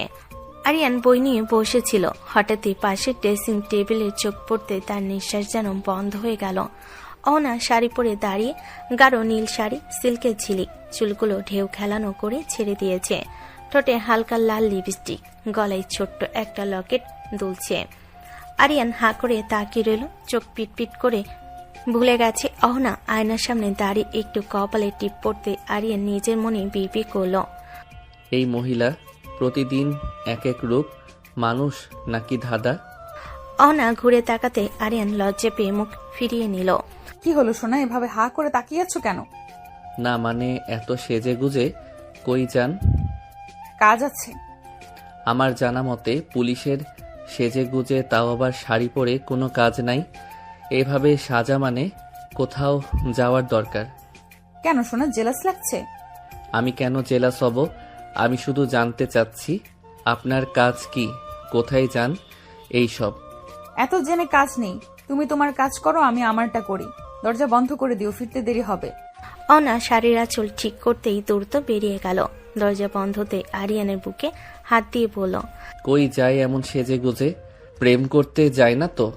তারপর নিজের কথায় নিজেই চমকে উঠল। মাথা ঝাঁকিয়ে আবারও বলল, আমি আবার এসব বললাম কেন? মহিলাটা মাথা খারাপ করে দিচ্ছে। আরিয়ান একা রুমে দাঁড়িয়ে অহনার বেরিয়ে যাওয়া দরজার দিকে অনেকক্ষণ তাকিয়ে রইল। শাড়িঘ্রাণ এখনো বাতাসে টিকে আছে। মাথায় কোনো দুষ্টু একটা চিন্তা খচখচ করতে লাগলো। না, আজকে একটু দেখে আসি, ওনাকে ফলো করলে ক্ষতি কি? এভাবে সেজে গুজে কোথায় যাই দেখি তো। মুখটা একটু গম্ভীর করে আয়নার সামনে দাঁড়িয়ে চুল ঠিক করলো। ঠিক তখনই দ্বিতীয় একটা ভয়েস তার মাথায় কথা বলল, আরে পাগল, ও মহিলা যদি ধরে ফেলে যে তুমি ফলো করতেছো, তাহলে আমার বেঁচে থাকার ইতিহাসটাই শেষ। ডেঞ্জারাস মহিলা ধরলে তো সত্যি আমাকে আস্ত রাখবে না। একবার কিস করতে গিয়ে যা অবস্থা করেছিল, এবার রাগ করলে? না রে ভাই, বাপের বাপও না, ওনাকে ফলো করার সাহস আমার নাই। জীবনটাও তো দরকার। কিন্তু কোথায় যাই, কাকে দেখে, কার সাথে দেখা করে? আরিয়ান দুপা এগোয়, আবার ভয়ে দুপা পিছিয়ে যা আসে। না জানি প্রেম করছে। না না, ও মা, এই কথা ভাবাটাই ভুল। কিন্তু দেখা তো গেল, সেজে গুজে গেল আসামি ধরতে। আমি একটা কাজ করব, ফলো করব না। ফলো করলে জেলে যাওয়া লাগে। ও যেদিন খুশি হবে নিজেই বলবে। রহস্যময় মানুষ, কোথায় যায়, কেন যায় কিছুই বুঝি না, কিন্তু ফলো করতে যাব না, কারণ আমার বেঁচে থাকা বেশি জরুরি। মহিলা সুন্দর তো, কিন্তু ইকুয়ালি ডেঞ্জারাসও। বিকেলটা অদ্ভুত নীরব। হাওয়া যেন থমকে গেছে। মাঠের পাশে সেই পুরনো গুদাম ঘরটায় কয়েকদিন ধরে টহল বাড়ানো হয়েছে। আজ হচ্ছে মূল অপারেশন। নেতা শহীদুলের ছেলে হাসিবুলকে রেড হ্যান্ডেড করার প্ল্যান। দূরে একটা পুরনো হোন্ডা দাঁড় করিয়ে অহনা ঠান্ডা চোখে পুরো এলাকা স্ক্যান করছিল। তার কানে ছোট্ট একটি ইয়ারপিস, মুখে শান্ত অথচ গভীর কঠোরতা। পাশে সিকিউরিটি ভ্যান, ভেতরে ব্যাকআপ টিম, আর অন্যদিকে দুইজন মেয়ে পুলিশ অফিসার। আজ পুরোপুরি অন্য মানুষ, সাদিয়া আর মাহিমা। আজ তারা একদম গরিব মেয়ের মতো সেজেছে। ফাটা থ্রি পিস, মুখে মাটি মাখানো, হাতের আঙ্গুলের নখগুলো পর্যন্ত কালো করা, চোখে পানির মতো ক্লান্তি ফুটে আছে। অহনা তাদের দিকে তাকিয়ে মনে মনে বলল, আজ যদি কোনো ভুল হয়, কারো প্রাণও যেতে পারে। স্টেডি থাক অহনা, স্টেডি। হঠাৎ ওয়াকিটকি থেকে শব্দ, অপারেশন স্টার্ট, টার্গেট লোকেশন ঢুকছে। সামনের রাস্তায় ধুলো উড়ে একটা কালো সুইফট গুদাম ঘরের সামনে দাঁড়ালো। ভেতর থেকে বের হলো হাসিবুলের চোখে সানগ্লাস, মুখে চোখে সানগ্লাস, মুখে বাজে হাসি, আর দুইজন বডিগার্ড পেছনে। দুই নারী অফিসার তার সামনে গিয়ে দাঁড়ালো। নিচু গলায় ভাঙ্গা গরিবাদের সুরে বলল, স্যার, একটা কাজ দেন। অনেকদিন ধরে না খেয়ে আছি, খুব বিপদে আছি স্যার। আমরা দুজন কোনো কাজ করি না, পেট চলে না। আহারে বাপ্পা, না যাইতে দুইটা মালই তো পাইয়া গেছি। এদের বেচে দিলে তো একদম ফাটাফাটি টাকা। চিন্তা করো না, আমি আছি, কাজের বন্দোবস্ত করে দেব। চলো ভেতরে। মেয়ে মাথা নিচু করে তার পেছনে চলল। কিন্তু তারা জানে এই মুহূর্তে তাদের প্রতিটা কথা, প্রতিটা নিঃশ্বাস অহনা শুনছে। অহনা গাড়ির পাশে দাঁড়িয়ে, চোখে টান টান তীক্ষ্ণ দৃষ্টি, তার এয়ারপিসে সাদিয়ার ক্ষীণ গলা। ম্যাম, আমরা ভিতরে ঢুকতেছি। স্টেডি, ভয় পাবে না, সব কন্ট্রোল আমার হাতে। হাসিবুল দুইজনকে নিয়ে গুদাম ঘরে ভিতরে গেল। গেট বন্ধ হতেই চারিদিকে টান টান অন্ধকার নেমে এলো। অহনা ধীরে ধীরে সামনের দিকে এগোতে লাগলো। মনে মনে বলল, বাবা এত সহজে আমাদের ফাঁদে পা দিবে ভাবতেই পারিনি। এতটাই লোভী, এতটাই নোংরা। আজকে তোকে ছাড়বো না। ব্যাকআপ টিম প্রস্তুত থাকবেন। আমার সিগন্যাল পেলেই চারদিক ব্লক করবেন। উপরে ঘরে বসানো ছিল গোপন ক্যামেরা। অহনা স্ক্রিনে দেখলো হাসিবুল বাইরে দরজা লক করে দিয়েছে, তার চোখে কাম আর লোভের মিশ্র দৃষ্টি। আচ্ছা তোরা কাজ করবি তাই তো? কিরে ভয় পাস না, আমি তোদের ভালো রেটেই বেচে দিবো, মানে কাজ দিব। স্যার কাজটা কি? আগে ভেতরে আয়, তারপর সব বুঝবি, বাইরের লোক জানলে সমস্যা। সারা মনিটর কাঁপিয়ে উঠল। অহনার দু চোখে তীব্র আগুন জ্বলে উঠল, মনে মনে ফিসফিস করে বলল, ঠিক আছে, আর কয়েক সেকেন্ড, তারপর তুই শেষ। সার্জেন্ট ব্লক প্রস্তুত, আমার কাউন্টডাউন ধরুন। 3, 2, 1। ঠিক সেই মুহূর্তেই গুদামের ভিতর থেকে সাদিয়ার কণ্ঠ, বডি। ম্যাম এখনই। হাত তুলো, নড়বে না কেউ, পুলিশ চারদিক ঘেরাও করা হয়েছে। গার্ডরা বন্দুক তুলতেই দুই পুলিশ অফিসার 1 সেকেন্ডে নিজেদের পরিচয় ফাঁস করে অস্ত্র বের করলো। গুদাম কেঁপে উঠল চিৎকার আর দৌড়াদৌড়িতে। হাসিবুল হতভম্ব, জিভ শুকিয়ে গিয়েছে। অহনা বন্দুক তাক করে এগিয়ে গিয়ে বলল, তোমার বাবার দাপট এখানে চলবে না, তুই ধরা পড়ে গিয়েছিস একদম ফ্ল্যাগ্যান্ট ডেলিভারিতে। তারপর হাত করা ঝনঝন করে হাসিবুলের কবজিতে বন্ধ হয়ে গেল। খুব শখ ছিল না 2টা মাল বেচে টাকা কামানোর? আজ মাল নয়, তুই জেলে পচবি। হাসিবুল চিৎকার করতে লাগলো, কিন্তু বাইরে ব্যাকআপ টিম ইতিমধ্যে সব নিয়ন্ত্রণে নিয়ে নিয়েছে। অহনা সাদিয়া মাহিমকে দেখে মৃত মাথা নেড়ে বলল, গুড জব, অপারেশন সফল। তারপর মনের ভেতর চাপা তৃপ্তির হাসি। শেষমেশ বাঘের সামনে গরু নিজেই এসে দাঁড়িয়েছে। রাতের অন্ধকার ঘরকে আরো উজ্জ্বল করে তুলছিল অহনার হাসি। সে ঘরে ঢুকে এসে একদম নতুন সাজে হালকা মেকআপ আর শাড়ি পরে বসেছিল। আরিয়ান থমকে গেল, চোখ বড় করে তাকিয়ে বলল, কি ব্যাপার, এত খুশি কেন? আজকে আমার খুশির দিন। তাই কেন, বিকেলে কি বয়ফ্রেন্ডের সঙ্গে দেখা করতে গিয়েছিলেন নাকি, সেজন্য এত খুশি? যা খুশি ভাবতে পারো। হঠাৎ করে আরিয়ানের রাগ চেপে উঠল। সে পা ফেলল অহনার দিকে, একদম কাছে এসে দাঁড়ালো, ঠোঁটের দিকে চোখ বুজে বলল, এত সব সাজ কার জন্য? তুমি তো আমার দিকে তাকিয়েও দেখো না, তো আমারও তো সঙ্গী প্রয়োজন, তার জন্যই সেজেছি। আরিয়ান আরো রেগে খেপে উঠল। সে হঠাৎ করে অহনার ঠোঁটে ঠোঁট ডুবিয়ে কিস করতে লাগলো। অহনার চোখ বড় করে অবাক হয়ে উঠল। কি করছো তুমি? আজকে শুধু তোমাকে দেখবো, আর কিছু নয়।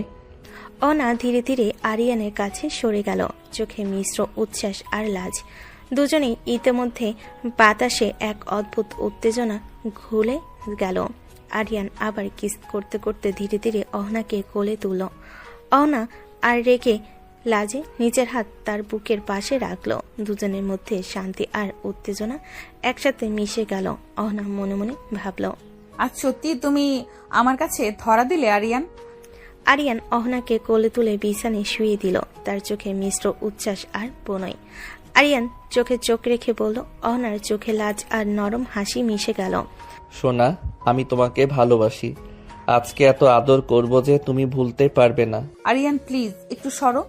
কেন, নাকি আমি তোমাকে আদর করি না? আরিয়ান তার ঠোঁটে কিস করতে লাগলো, শাড়ি সরিয়ে বুকে মুখ ডুবিয়ে দিল। কিস করতে থাকলো সারা শরীরে, তারপর অহনা নাভিতে চুমু দিল। অহনা পুরোপুরি আরিয়ানের বশে চলে আসলো। আরিয়ান ইচ্ছে মতো আদর করতে লাগলো অহনাকে। অহনা তার সাথে তাল মেলালো। সকালে আরিয়ান চোখ মেলে অহনাকে দেখে বিস্মিত হলো। অহনা নিজের ভোরের সাজে চমৎকার, নির্জল কেশ আর লাজুক হাসি। অহনা হালকা চোখে চোখ রেখে বলল, কি ব্যাপার, তুমি নাকি আমাকে মেনে নিবে না? এই কিছুদিন যেতে না যেতেই আমার দেওয়ানা হয়ে গেলে। আরিয়ান হেসে চোখে অগাধ প্রেমে ঝিলিক নিয়ে অহনার দিকে আরো কাছে এলো। জান, তুমি এত সুন্দরী, তোমার দিকে চোখ ফেরানো যায় না। তোমাকে ভালো না বেসে থাকতেই পারলাম না। অহনা লাজুক হেসে কিছু বলতে গিয়েও থেমে গেল। আরিয়ান ধীরে ধীরে অহনার ঠোঁটে চুমু দিল, তারপর গলায় হাত রেখে ধীরে ধীরে মুখের দিকে স্পর্শ করলো। অহনা হালকা থমকে বলল, এখন ছাড়ো, আমার ডিউটি আছে। ঠিক আছে সোনা, তবে আরেকটু আদর করব তারপর।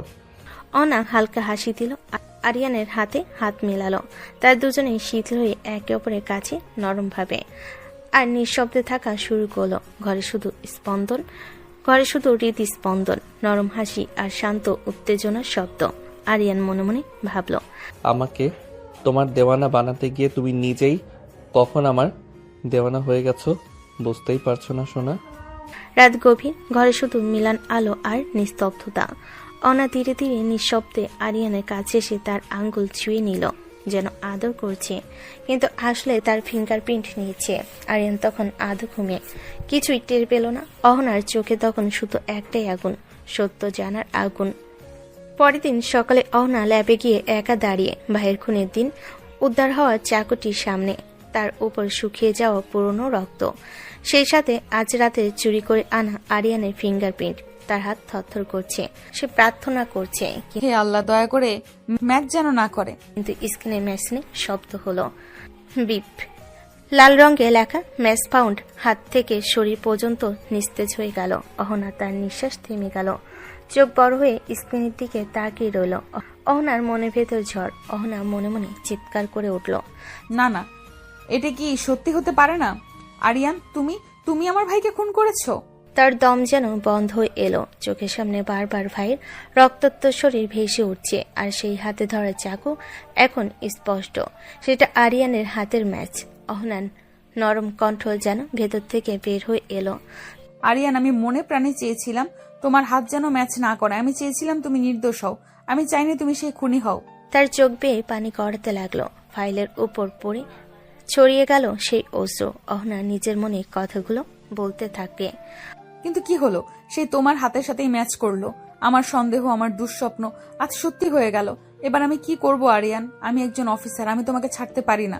আমার ভাইয়ের খুনের বিরুদ্ধে ব্যবস্থা নিতেই হবে, তোমাকে জেলে যেতেই হবে, তোমাকে শাস্তি দিতেই হবে। তুমি কেন করলে আরিয়ান? কেন আমার ভাইকে খুন করলে?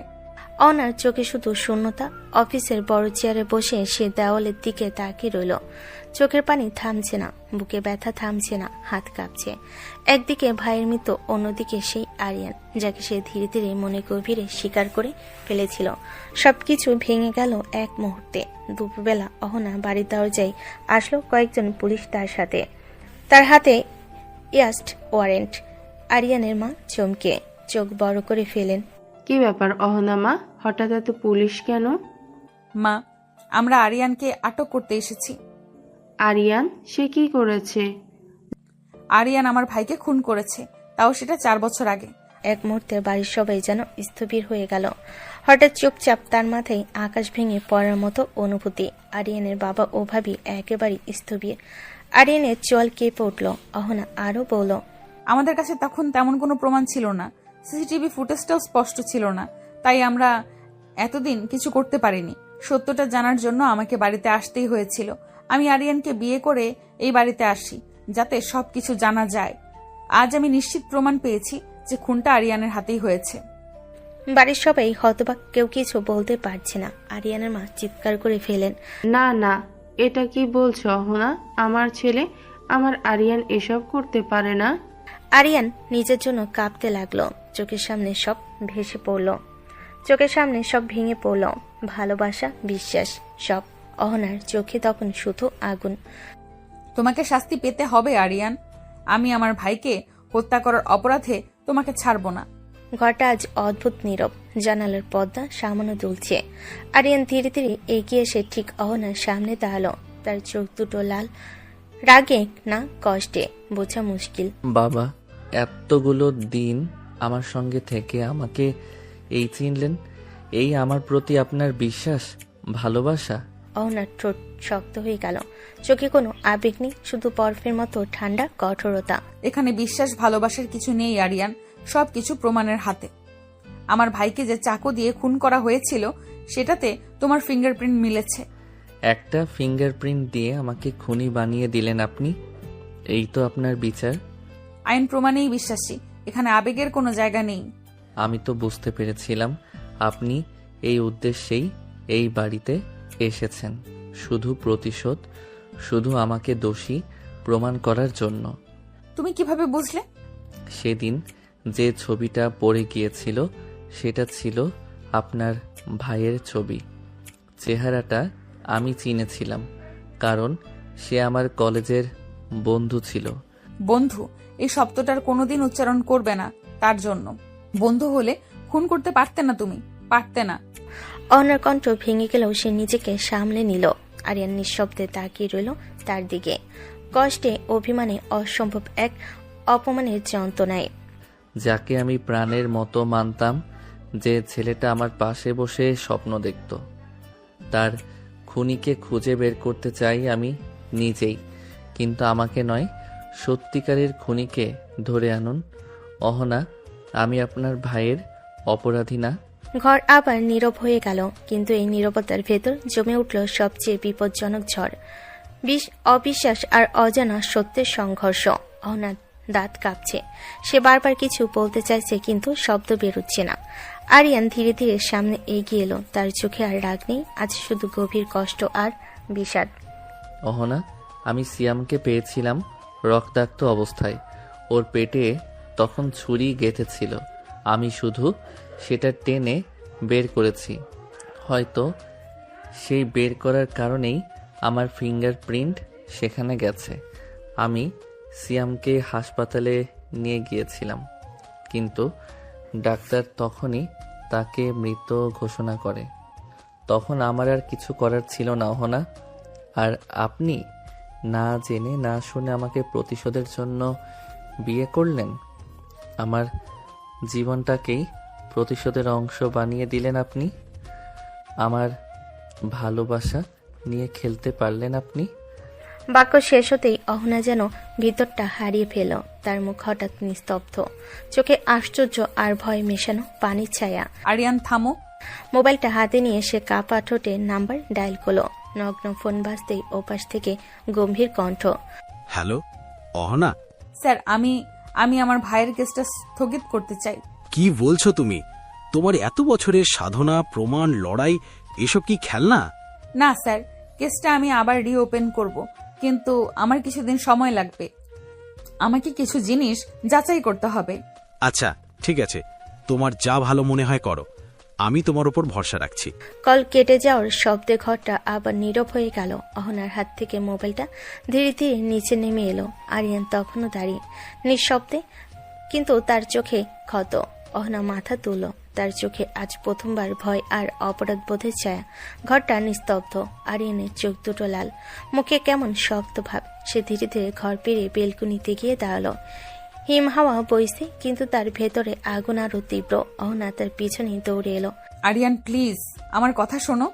আরিয়ান পেছন ফিরে তাকালো না, দূরের আকাশের দিকে তাকিয়ে গভীর ভাঙ্গা কণ্ঠে বলল, আর কি শুনবো বলেন? সমস্ত কথাই তো আপনি হারিয়ে দিলেন। আমার জীবনের প্রতিটা অনুভূতি, প্রতিটা বিশ্বাস, সব শেষ। না আরিয়ান, আমাকে ভুল বোঝো না। সিসিটিভি ফুটেজে তো তোমাকেই দেখা গেছিল, সেই জন্যই তো আমার সন্দেহ হয়েছিল। আমি একটাবার, শুধু একটাবার আমাকে জিজ্ঞেস করতে পারতেন অহনা? এতগুলো দিন আমরা একসাথে আছি, একটাবারও জিজ্ঞেস করলেন না? আমাকে একবার বলতে দিলেন না? আপনি জানতে চাইলে সব বলে দিতাম আপনাকে। সিয়ামকে কোথায় পেয়েছি, কি হয়েছে, সবই। আরিয়ান কিন্তু আপনি কি করলেন? আমার ভালোবাসা নিয়ে অভিনয় করে গেলেন। বিয়েটাও আপনার জন্য ছিল শুধু একটা মিশন, আমার কাছে থাকা আপনার কাজের অংশ, আমার ভালোবাসা আপনার প্রমাণ খোঁজার উপায়। অহনার চোখ নামিয়ে নেয়, তার ঠোঁট কাঁপছে। হঠাৎ আরিয়ানের গলা আরো ভেঙে যায়। আপনি কি ভেবেছেন আমি বুঝিনি? রাতে যখন আপনি আমার আঙুল ধরলেন, আমার ফিঙ্গারপ্রিন্ট নিলেন, আমি সবই বুঝেছি অহনা, কিন্তু কিছু বলিনি। আমি দেখতে চাচ্ছিলাম আমার ভালোবাসার প্রতি আপনার বিশ্বাস কতটা, কিন্তু আজ আপনি প্রমাণ করে দিলেন আমার প্রতি আপনার কোনো বিশ্বাস নেই, আর আপনি আমাকে এক বিন্দুও ভালোবাসেন না। অহনার বুকটা যেন মুহূর্তে ভেঙে চুরমার হয়ে গেল, তার চোখ বেয়ে পানি পড়তে লাগলো। কিন্তু আরিয়ান তার দিকে তাকালো না, কারণ সে জানে তাকালে সে হয়তো ভেঙে পড়বে। বেলকুনির বাতাসে দাঁড়িয়ে দুজনের মাঝে আজ প্রথমবার দাঁড়িয়ে রইল একটা বিশাল দূরত্ব, যা হয়তো আর কোনোভাবেই পূরণ করা যাবে না। রাতের আকাশে ঝড় ওঠার মতো অস্থিরতা। আরিয়ান দ্রুত পায়ে হেঁটে রুম থেকে বেরিয়ে গেল, চোখে রাগ, কষ্ট, অপমান সব একসাথে মিশ্রিত। অহনা তার পিছনে দৌড়াতে দৌড়াতে ডেকে উঠল, আরিয়ান থামো প্লিজ, আমার কথা শোনো। আরিয়ান একবারও পিছনে তাকালো না। সিঁড়ি ধাপ নামতে নামতে ঠান্ডা গলেই বলল, আমাকে একা থাকতে দিন, আর কোনো কথা শোনার ক্ষমতা নেই আমার। অহনা আবারও এগিয়ে এসে হাত ধরতে চাইলে সে হাত সরিয়ে নিল। প্লিজ অহনা, আমাকে আটকাবেন না আজকে, না। এই না শব্দটা অহনার হৃদয়ে ছুরি হয়ে বিঁধল। আরিয়ান দরজাটা একটু জোরে টেনে খুলে বাইরে বেরিয়ে গেল। রাতের বাতাসে তার গায়ের শার্টটা হালকা উঠছে, কিন্তু পেছনে দাঁড়ানো অহনার বুক ভেঙে যাচ্ছে। দরজাটা বন্ধ হতে অহনা ধপ করে সোফায় বসে পড়ল। তার বুকের ভেতর যেন কেউ মুঠি করে ক্রমাগত পিষে দিচ্ছে। শ্বাস বন্ধ হয়ে আসছে। হঠাৎ সে নিজের মুখ চেপে ধরে ফিসফিস করে উঠল। আমি কি করলাম? চোখে পানি গড়িয়ে পড়ল, গাল পেয়ে। ঘরটা ফাঁকা, চারপাশে আরিয়ানের হাসির শব্দ নেই, মজার খুনসুটি নেই, শুধু নিস্তব্ধতা আর অনুশোচনা। অহনা মাথা নিচু করে ঘরের মধ্যে হাঁটতে হাঁটতে নিজেদের কথাগুলো মনে করতে লাগলো। তার মনে পড়ে আরিয়ানের ভাঙ্গা গলা, তার রাগী চোখের গভীর লুকানো যন্ত্রণা, আর শেষ বাক্যটা, আপনি আমাকে এক বিন্দু ভালোবাসেন না। অহনার হৃদয় হঠাৎ কেঁপে উঠল। সে দুহাত মাথায় রেখে হাঁটু মোড়ে মেঝেতে বসে পড়ল। না না আরিয়ান, আমি তো বারবারই মনে মনে বলেছি তোমার মতো মানুষ এমন কাজ করতে পারে না। তাহলে আমি কেন তোমাকে বিশ্বাস করলাম না? চোখের জল থামতেই চাইছে না। দূরে বারান্দায় বাতাসের শব্দ শোনা যায়, কিন্তু অহনা শুনতে পাচ্ছে শুধু নিজের কান্না। সে ফিসফিস করে বলল, তোমাকে এতটা কষ্ট দিলাম, তোমার জীবনে আমার জায়গায় শুধু বিশ্বাস চেয়েছিলে, আর আমি কি করলাম? তোমার বুকে ভরসা রেখে দাঁড়ানোর বদলে তোমাকেই সন্দেহ করলাম। আরিয়ান, তুমি কি কখনো আমাকে ক্ষমা করবে, নাকি চিরদিনের জন্য হারিয়ে ফেললাম তোমাকে? সোফায় মাথা রেখে সে ভেঙে পড়ল। তার কান্নার শব্দ নরম হলো অভিমান, অপরাধবোধ আর ভালোবাসায় ভরা।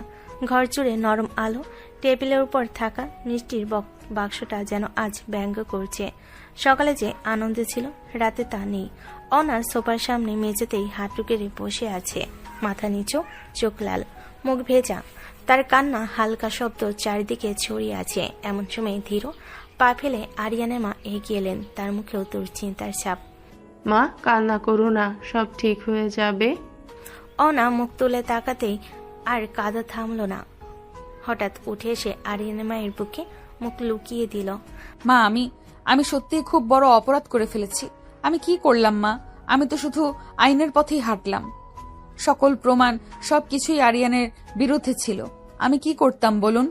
মা তার মাথায় হাত বুলিয়ে দিলেন। তার স্পর্শে একটু উষ্ণতা পাওয়া গেল অহনার।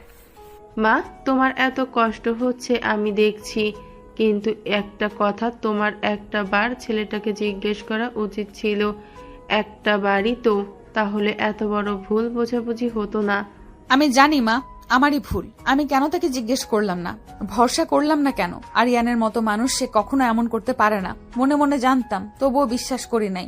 মা, আরিয়ানকে আমাকে ক্ষমা করবে? সে যে কত কষ্ট নিয়ে গেছে, আমি কি তার চোখে আবার তাকাতে পারবো? অবশ্যই করবে মা। আরিয়ান রেগে আছে, ওর রাগে কষ্ট লুকানো থাকে, সময় লাগবে, কিন্তু ছেলে আমার ভালোবাসতে জানে। ও শান্ত হলেই সব ঠিক হয়ে যাবে।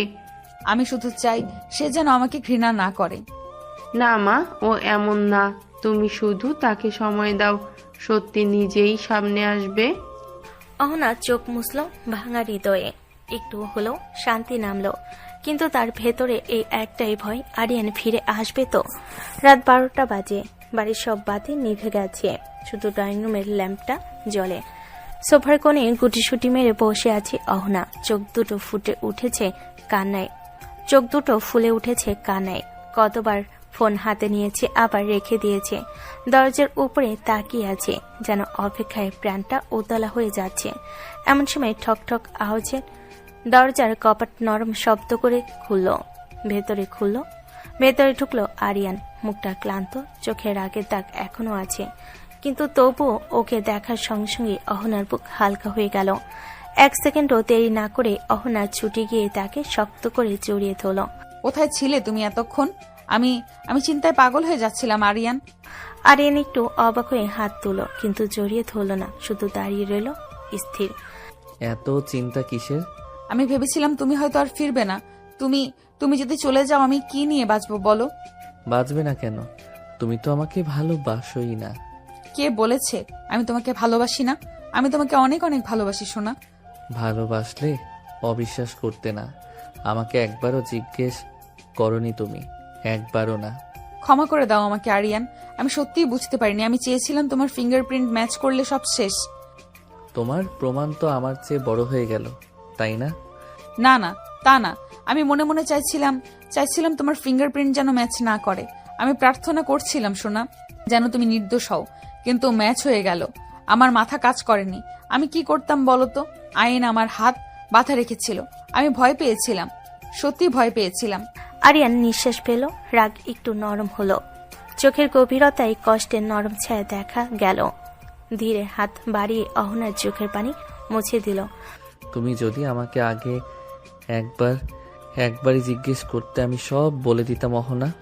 আমি ভুল করেছি, অনেক বড় ভুল। আমি তোমাকে হারাতে চাই না আরিয়ান। চোখের পানি গড়িয়ে পড়ছে। আরিয়ানের বুকটা নরম হয়ে এলো, তবুও মুখে ধরে রাখলো কঠোরতা। এই ভুলটা আর যেন না হয়, কখনো না। আর হবে না। আমি তোমাকে আর কখনো অবিশ্বাস করব না। প্লিজ আমাকে ছেড়ে যেও না। আরিয়ান ধীরে ধীরে হাত তুলে তাকে জড়িয়ে ধরল, আগের মতো শক্ত করে নয়, কিন্তু ভাঙা মনকে জোড়া দেওয়ার মতো করে। আমি কোথাও যাব না, শুধু চাই তুমি আমাকে বিশ্বাস করো। অহনা চোখ বন্ধ করে নিঃশ্বাস ফেল। মনে হলো পৃথিবীর সবচেয়ে বড় বোঝা নামলো তার কাঁধ থেকে। সন্ধ্যার আলোটা ঘর জুড়ে নরম ছায়া ফেলে রেখেছে। আরিয়ান বইয়ের উপর ঝুঁকে কিছু লিখছিল। হঠাৎ দরজা হালকা শব্দে সে মাথা তুলল, আর তারপর এক মুহূর্তে নিঃশ্বাস নিতে ভুলে গেল। দরজায় দাঁড়িয়ে আছে অহনা। গাঢ় রঙের শাড়িতে সেজে উঠেছে সে, চুলগুলো খোলা, চোখে কাজল, ঠোঁটে হালকা লাল আভা। আরিয়ান হতবাক হয়ে কয়েক সেকেন্ড তাকিয়ে রইল। হঠাৎ এভাবে সাজলে কেন অহনা? অহনা ধীরে ধীরে কাছে এগিয়ে এলো, তার চোখে লজ্জা, অপরাধবোধ আর অদ্ভুত এক কোমলতা। কারণ আমি চাই তুমি আজ আমাকে সত্যি করে অনুভব করো। আমি চাই তোমার মন থেকে ভালোবাসা পাই আরিয়ান। অহনা, তুমি কি এটা চাও? হ্যাঁ, আমি তোমাকে আর দূরে ঠেলতে চাই না। অনেক ভুল করেছি, তোমাকে আঘাত দিয়েছি। আজ তোমার কাছ থেকে আদর চাই, মন থেকে। এই মুহূর্তে আরিয়ান আর নিজেকে সামলাতে পারল না। সে দুহাতে অহনাকে কোলে তুলে নিল। অহনার গালে লাজে টুকটুক লাল আভা। আরিয়ান নামাও, কেউ দেখে ফেলে, দরজা আটকে নাও। আজ কেউ দেখুক বা না দেখুক, আমি শুধু তোমাকেই দেখতে চাই। সে অহনাকে নিয়ে ধীরে ধীরে বিছানায় বসল। তারপর এক হাত দিয়ে অহনার মুখ তুলে ধরে নরমভাবে ঠোঁটে চুমু দিল, খুব কোমল, খুব ধীরে, যেন সেই চুমুতে তার সব অভিমান গলে যাচ্ছে। অহনার চোখ বুজে নিল, খোপা আলগা হয়ে কাঁধে নেমে এলো। আরিয়ান তার গলায় মুখ ডুবিয়ে ফিসফিস করে, জানো অহনা, তোমাকে ভালোবাসা আমার অভ্যাস না, এটা আমার শ্বাস। আরিয়ান, আর কখনো তোমাকে ভুল বুঝবো না। আমাকে ধরে রাখো প্লিজ। সব সময়। এবার থেকে তুমি আমার, আর শুধু আমারই। ঘরটা ধীরে ধীরে শান্ত, উষ্ণ ভালোবাসায় ভরে উঠল। আরিয়ান অহনাকে আদরে আদরে ভরিয়ে দিতে লাগলো। অহনাও তার মনে সব ব্যথা ভুলে আরিয়ানকে ভালোবাসতে লাগলো। তাদের ভালোবাসার পূর্ণতা পেল। ভালো থাকুক ভালোবাসা।